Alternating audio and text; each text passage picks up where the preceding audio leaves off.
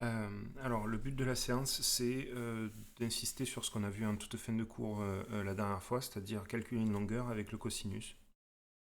Donc, je vais essayer de traiter tous les cas de figure possibles pour le calcul d'une longueur avec le cosinus, et vous servirez de ça comme base pour faire les exercices que je mettrai sur Quick. C'est pas très difficile, c'est assez répétitif, donc faut vous concentrer assez fort pour comprendre dès le départ. Si jamais ça va pas, vu que vous n'avez pas le chat, vous pouvez cliquer sur le petit bonhomme qui lève la main, ça permettra de m'interpeller, de me faire arrêter. Donc je commence et je vous donnerai la main un peu plus tard. Le cosinus, on l'a vu, il y a quelque chose de fondamental, c'est de savoir que c'est une fraction et que cette fraction, c'est le côté adjacent d'un angle divisé par l'hypoténuse, la longueur du côté adjacent divisée par l'hypoténuse. Donc je vais m'écrire ça dans un coin parce que il est absolument indispensable de bien connaître ça. Donc le cosinus, c'est égal à l'adjacent divisé par l'hypoténuse. Si on sait ça, vous allez voir qu'on ne peut pas vous demander énormément de choses autour de cette formule. On peut vous donner un angle. Par exemple, ici, on peut me fournir l'angle B et me dire que cet angle B vaut 64 degrés. Et ensuite, on peut me fournir une longueur. Par exemple, le côté AB fait 7 cm. En me fournissant ces deux données que je vais surligner en vert, on peut me demander quelle est la longueur du côté BC. Donc si vous avez ces deux longueurs, comment on va pouvoir arriver à calculer la longueur du côté BC? Eh bien, on va utiliser le cosinus parce qu'on doit remarquer que le côté BC, par rapport à l'angle B qui nous est fourni, et uniquement par rapport à l'angle B qui nous est fourni, c'est le côté adjacent. Le côté adjacent à l'angle B. Vous avez remarqué que sur Quick, il ne notait pas les angles juste avec une lettre, mais il aurait été donné l'angle ABC, la lettre du milieu étant l'angle considéré. Normalement, vous l'avez compris. Donc, on nous demande le côté adjacent et on nous fournit l'hypoténuse. Parce qu'on me demande le côté adjacent et qu'on me fournit l'hypoténuse, il me faut donc une formule qui va lier à la fois l'angle, le côté adjacent et l'hypoténuse. Cette formule, on l'a vu ici, on l'a vu la dernière fois, c'est le cosinus. Donc on va écrire que le cosinus de l'angle B est égal au côté adjacent BC divisé par l'hypoténuse AB. Une fois qu'on a écrit ça, je vous l'avais dit la dernière fois, on va chercher à remplacer tout ce qu'on peut. Un peu comme quand on écrivait le théorème de Pythagore, on écrivait la formule avec les sommets, la formule littérale, et ensuite on remplace par ce qu'on peut. Ici, on va remplacer tout ce qu'on peut. Est-ce que l'angle B, qui est noté ici, on le connaît? Oui. Donc à la place de cos B, on va pouvoir écrire cos de 64 degrés. L'angle B vaut 64 degrés. Ensuite, égale BC sur AB. Est-ce que je connais BC? Absolument pas. On laisse écrit BC. Est-ce qu'on connaît la longueur du côté AB? La longueur du côté AB, elle est donnée dans l'énoncé, c'est 7 cm. Donc ce côté-là, je le connais. On va donc remplacer AB par 7.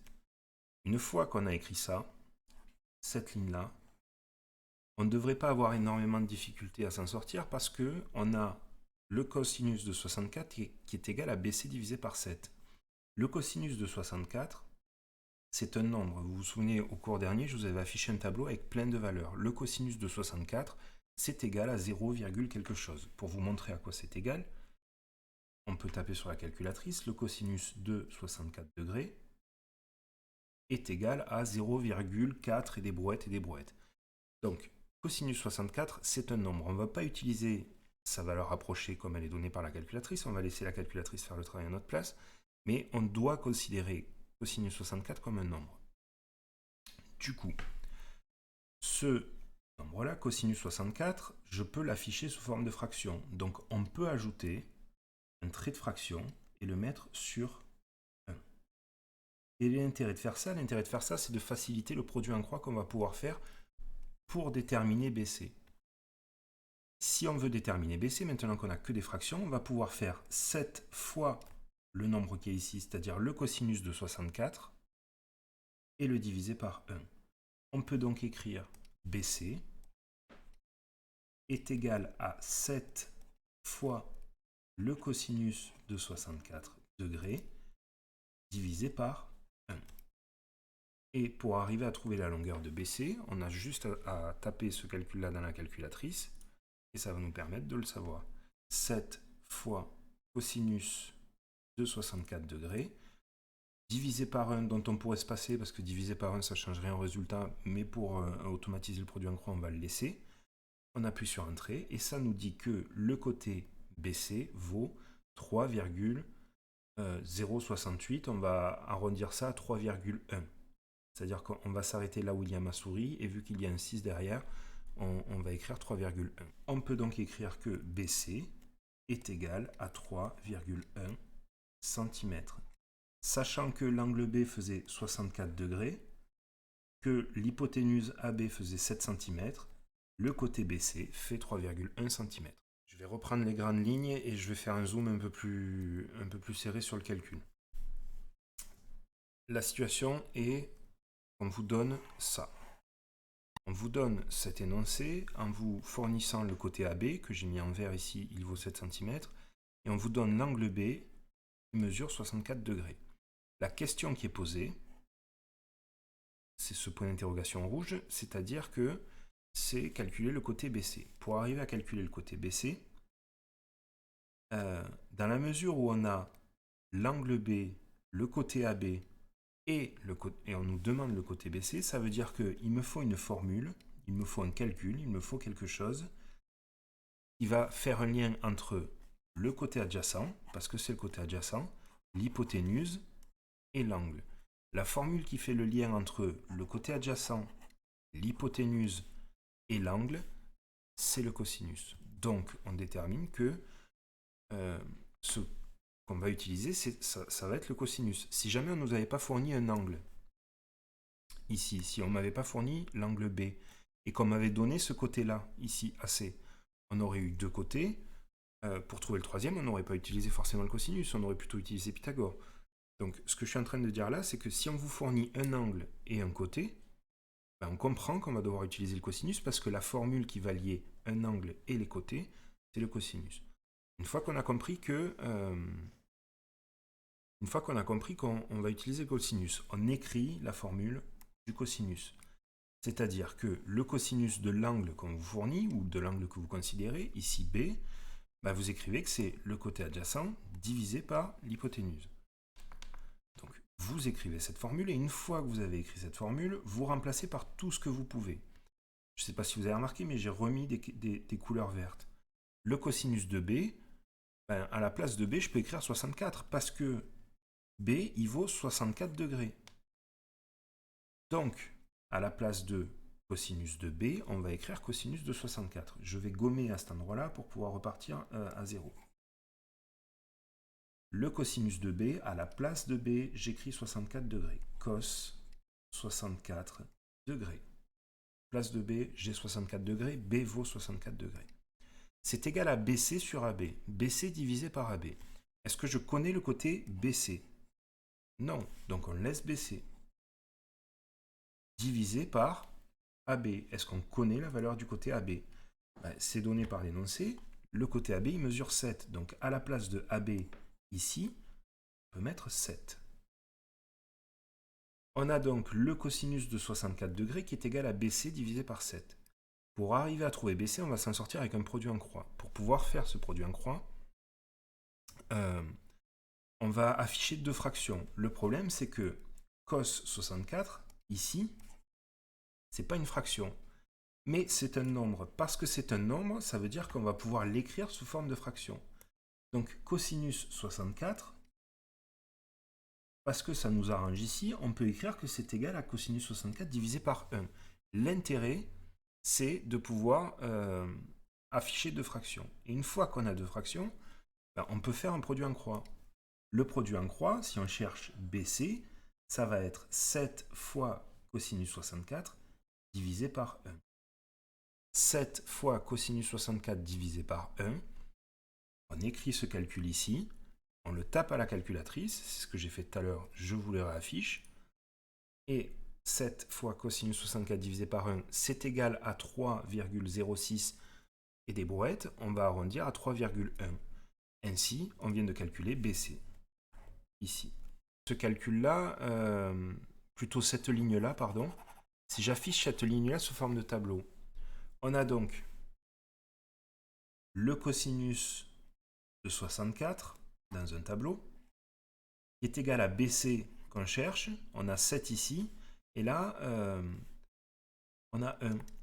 Du coup, ce qu'on cherche ici, c'est cette case-là. On va donc faire 7 fois cosinus de 64 divisé par 1. Est-ce que le fait de le montrer sous forme de tableau, Logan, ça t'aide un peu mieux? Bon, eh bien, c'est exactement ça. Simplement, on ne va pas le présenter sous forme de tableau, on va le présenter sous forme de fraction. Cosinus 64 degrés sur 1, qui est égal à BC sur 7. Si ça t'arrange de voir en transparence dans ta tête quelque chose comme un tableau ici, bah, c'est exactement pareil. Donc, j'ai aucun problème avec ça. J'insiste fort parce que c'est la clé. Vous allez voir que tout va s'articuler autour de ce calcul. Si vous maîtrisez ça, bah, vous allez aller au bout sans trop de difficultés. Bon, je continue. Et puis, on refera un petit point après. Donc, ça, c'est le premier type d'exercice. On vous donne un angle, l'hypoténuse, et il faut chercher le côté adjacent. La seule chose que je ne fais pas ici, et que je devrais faire si j'étais sur une évaluation, sur un exercice, c'est la petite rédaction. Un peu comme pour Pythagore, il y a une rédaction à mettre avant le calcul. Alors, l'avantage, c'est qu'elle est beaucoup moins lourde que pour Pythagore. Elle est vraiment plus courte. L'inconvénient, c'est que si vous ne la mettez pas, ça vous sera reproché. Le cosinus ne s'applique que dans un triangle rectangle. Donc, pour pouvoir écrire que le cosinus de B, ce que j'ai écrit ici, pour écrire que le cosinus de B est égal à BC sur AB, il faut dire avant qu'on est dans un triangle rectangle. Donc, on doit écrire dans. Mon triangle rectangle s'appelle ABC. Je dois dire qu'il est rectangle en C. 2 points, et c'est tout. C'est-à-dire que c'est la même amorce que pour le théorème de Pythagore. On doit citer la configuration dans laquelle on se trouve. Et ici, ça suffira. Mais c'est indispensable. Je continue donc avec notre exemple. Donc, on va vous fournir un triangle rectangle encore. Ce triangle rectangle va s'appeler EFG. Et dans ce triangle-là, on va vous fournir l'angle E qui vaut au hasard 52 degrés. On va vous donner le côté EG qui vaut 6 cm. Et la question qui est posée, c'est, je vais la remettre en rouge encore, ça va être de déterminer le côté EF. Donc, si on analyse les données et ce qu'on nous demande, on nous fournit l'angle E, on nous fournit le côté EG qui fait 6 cm, et la question qui est posée, c'est EF. On analyse la situation et on se dit quel côté on a, quel côté on cherche. Par rapport à l'angle E qui nous est fourni, qui fait 52 degrés, le côté qu'on nous fournit ici, c'est lequel? C'est l'adjacent. Le côté qui est fourni, c'est l'adjacent. Le côté qu'on nous demande, c'est l'hypoténuse. On va donc utiliser le cosinus et on va l'amorcer exactement pareil que tout à l'heure. Simplement, à la fin, le produit en croix sera différent. Vous allez voir. Donc, pour pouvoir répondre à la question, je viens de vous le dire, on va devoir dire qu'on est dans un triangle rectangle. Donc, dans E, G, F, rectangle, en G. Une fois qu'on a écrit ça, on va pouvoir écrire le cosinus. L'angle qui nous intéresse ici, c'est E, parce que c'est l'angle qui nous est fourni, et on a le côté adjacent et l'hypoténuse.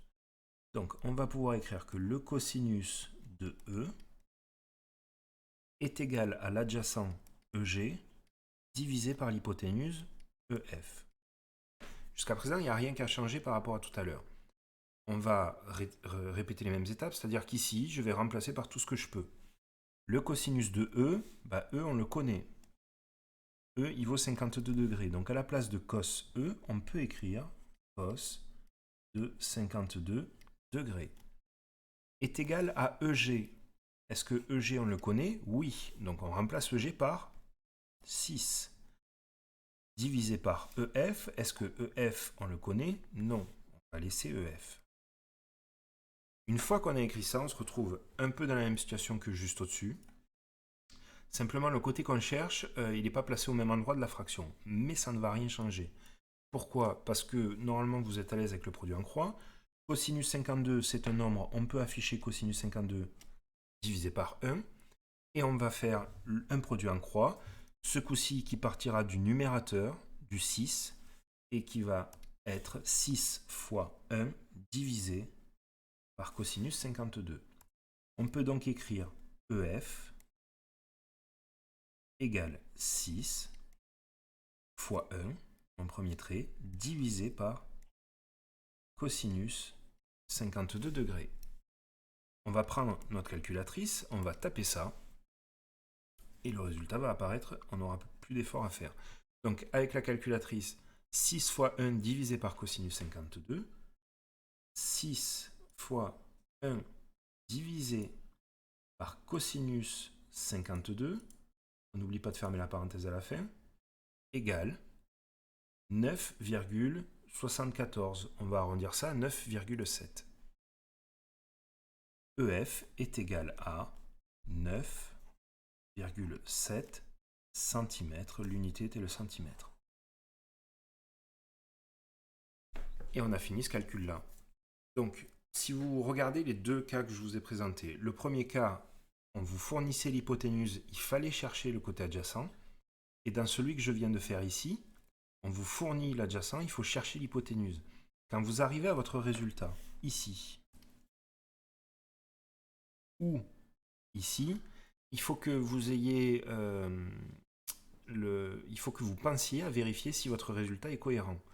Ici, dans mon deuxième exercice, celui que je viens de faire, le côté adjacent mesurait 6 cm. Est-ce que c'est cohérent de trouver une hypoténuse qui vaut 9,7 cm? Est-ce que l'hypoténuse est bien plus grande? Oui, donc ça me paraît cohérent. Manifestement, je n'ai pas fait d'erreur. Dans le premier exemple, l'hypoténuse, elle mesurait 7 cm. J'avais trouvé un côté adjacent qui mesurait 3,1 cm. Est-ce que le côté adjacent est bien plus petit que l'hypoténuse, qui est censé être le plus grand? Oui, donc c'est cohérent. On va reprendre une autre situation où on vous fournit, pour ne pas changer, un triangle rectangle. Donc ce triangle rectangle, on va lui donner un nom, on va l'appeler AKS, un hommage à un élève qui a pris la parole dans le cours où c'était cool. Ce triangle AKS, on va dire que ce côté-là vaut 5 cm. On va donner l'angle S qui vaut 23 degrés. Et la question qui va être posée, ça va être de calculer AS. Donc, vous faites un focus là maintenant, il va falloir être attentif. Je suis en train d'aborder presque la seule difficulté que vous allez rencontrer. Si on analyse la question ici et la figure qui nous est fournie, on nous fournit l'angle S. Ici, l'angle S, il vaut 23 degrés. On est content, c'est cool. Ensuite, on nous donne le côté AK, ici. Et si on cherche à analyser ce qu'on nous demande et ce qu'on nous donne, ben, on nous fournit l'angle S, donc on sait qu'on va regarder à travers l'angle S. Si je regarde à travers l'angle S, ben, le côté que je cherche, c'est pas très dur, c'est l'hypoténuse. De toute manière, ça ne change pas. Par contre, par rapport à l'angle S, l'adjacent, il est ici. Et ce côté-là, ben on l'avait vu au tout début, c'est l'opposé à l'angle S. Et nous, notre formule de cosinus, ben elle ne prend pas l'opposé. Pourtant, on me fournit l'opposé. Donc, comment je vais pouvoir arriver à m'en sortir dans cette situation-là? Est-ce que quelqu'un a une idée? Et s'il a une idée, est-ce qu'il peut l'écrire ou voire la dire? comment on peut se sortir de cette situation et arriver à calculer le côté AS, sachant que ben, là, j'ai l'opposé, mais j'ai pas l'adjacent. Et parce que je connais le cosinus, pour vous mettre sur la piste, si je me lance dans ce que je faisais, je vais écrire le cosinus de S. Si j'écris le cosinus de S, c'est égal à l'adjacent KS sur l'hypoténuse AS. Quand je remplace par ce que je peux, comme je le faisais tout à l'heure, le cosinus de S va devenir le cosinus de 23 degrés. KS, on ne connaît pas. Et AS, on ne connaît pas. Du coup, on est coincé, parce que ici, vu qu'il nous manque les deux longueurs, on ne peut pas faire de produit en croix. Du coup, parce que c'est une situation que vous allez rencontrer, c'est une situation que vous pouvez arriver à débloquer. Qu'est-ce qu'on pourrait faire? Comment on pourrait se sortir de cette situation et arriver quand même à calculer le côté AS? Et Lina, c'est pas une mauvaise idée, mais pour le théorème de Pythagore, il me faut deux longueurs. Et là, j'en ai qu'une. J'ai que AK qui vaut 5 cm. Donc c'est pas une mauvaise idée, mais ça me va pas.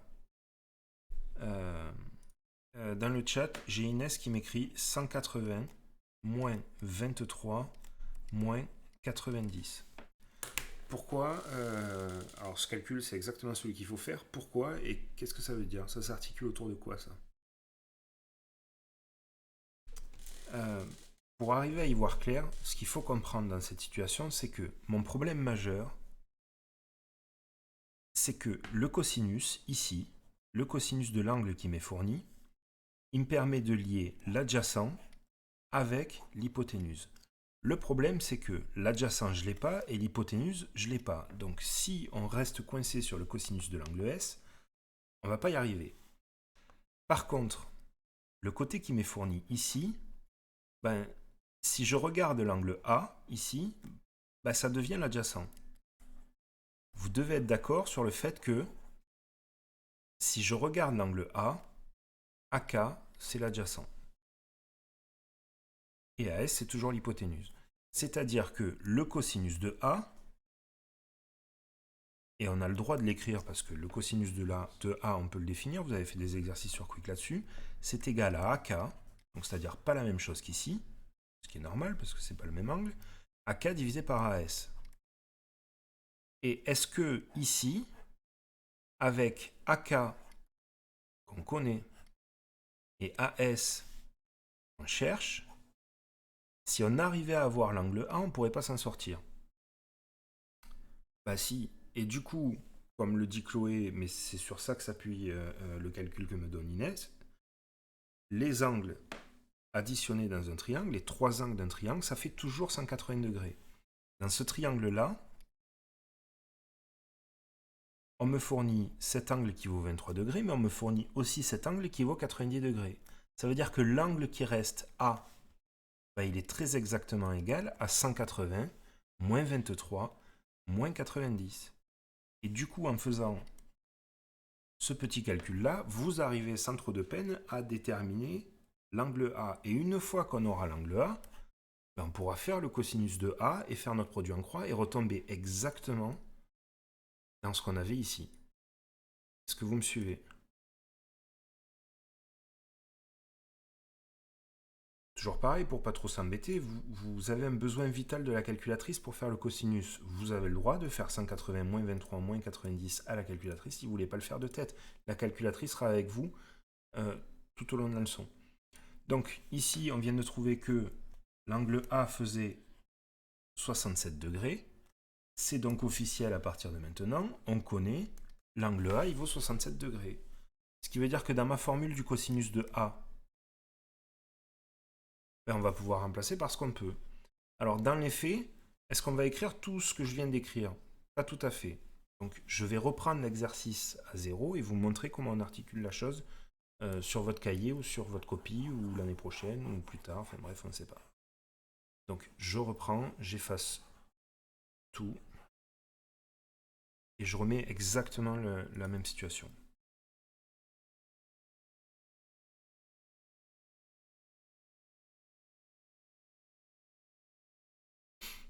Si vous devez répondre à ça, la première chose à dire pour pouvoir utiliser le cosinus et la trigonométrie, c'est de dire qu'on est dans un triangle rectangle. Donc on va écrire dans AKS, rectangle en K. Une fois qu'on a écrit ça, on est débarrassé de la rédaction. On va devoir calculer le côté AS en ayant le côté AK. On doit déterminer l'angle A pour avoir l'adjacent et l'hypoténuse. Notre objectif, notre obsession sur le cosinus, c'est de déterminer une formule qui lie l'adjacent et l'hypoténuse. Le problème étant que SK,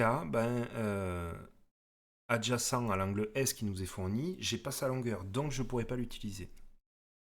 On va donc pouvoir écrire que l'angle A, parce que les trois angles d'un triangle font 180 degrés, il est égal à 180 degrés moins 90 moins 23.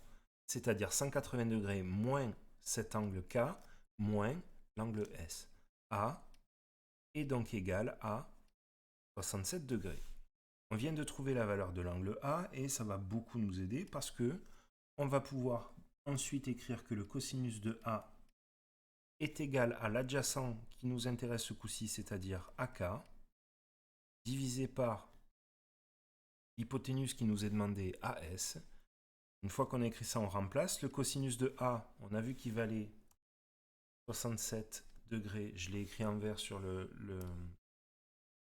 la figure. Donc cos A devient cosinus de 67 degrés, est égal à AK 5, divisé par AS qu'on ne connaît pas.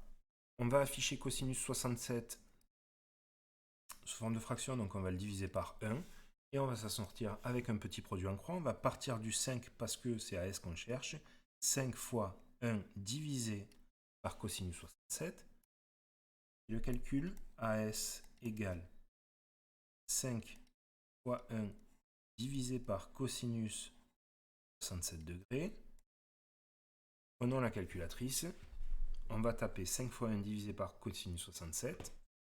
5 fois 1 divisé par cosinus 7. Et ça vaut 12, en arrondissant 12,8. 12,79, donc 12,8. On peut donc écrire, donc on a AS qui vaut 12,8 cm. On n'oublie pas de vérifier si ce résultat est cohérent. Ici, j'avais un côté adjacent qui mesurait 5 cm. Est-ce que c'est cohérent de trouver une hypoténuse qui en mesure 12,8 ? Bah oui, j'ai bien l'hypoténuse qui est le plus grand. Bon, chers élèves, je vous ai montré ce que je voulais vous montrer, c'est-à-dire à peu près tous les cas de figure autour du calcul d'une longueur avec le cosinus. Pour rembobiner, essayer de tout remettre dans l'ordre. Le cas le plus simple, numéro 1, on vous fournit un angle, on vous fournit l'hypoténuse, vous cherchez le côté adjacent. Vous allez donc écrire dans le triangle machin rectangle un truc, la formule du cosinus, on remplace, on s'en sort avec un produit en croix et on calcule à l'aide de la calculatrice. Le cas numéro 2, qui est aussi simple, simplement on cherche la valeur de l'hypoténuse, on dit dans quel triangle se trouve, comment il est rectangle, on écrit la formule du cosinus, on remplace par les valeurs, un produit en croix, et on obtient la valeur de l'hypoténuse. On vérifie que l'hypoténuse est bien plus grande que le côté adjacent qui nous était fourni. Le seul cas un petit peu sournois et un peu plus difficile que vous rencontrerez, ça sera comme dans le dernier exercice que j'ai fait, ça vous imposera de calculer un angle avant de faire votre cosinus parce que vous êtes obligé de vous avez l'obligation de travailler avec l'angle qui n'est pas fourni dans le sens où le cosinus ne lie que l'adjacent et l'hypoténuse. Vous ne voulez pas travailler avec l'opposé. Lola, on aura toujours la calculatrice. Oui, c'est pas que vous pouvez l'avoir, c'est que vous en aurez besoin. Si on se revoit d'ici la fin de l'année, ce qui n'est pas sûr, quand vous aurez un calcul de cosinus à faire, il faudra utiliser la calculatrice. Si vous ne l'avez pas, vous ne pouvez rien faire. Il faudrait vous trimballer avec les tableaux que je vous ai montrés la dernière fois pour aller chercher la longueur, faire le calcul à la main, ce qui vous prendra un temps fou. La calculatrice est indispensable.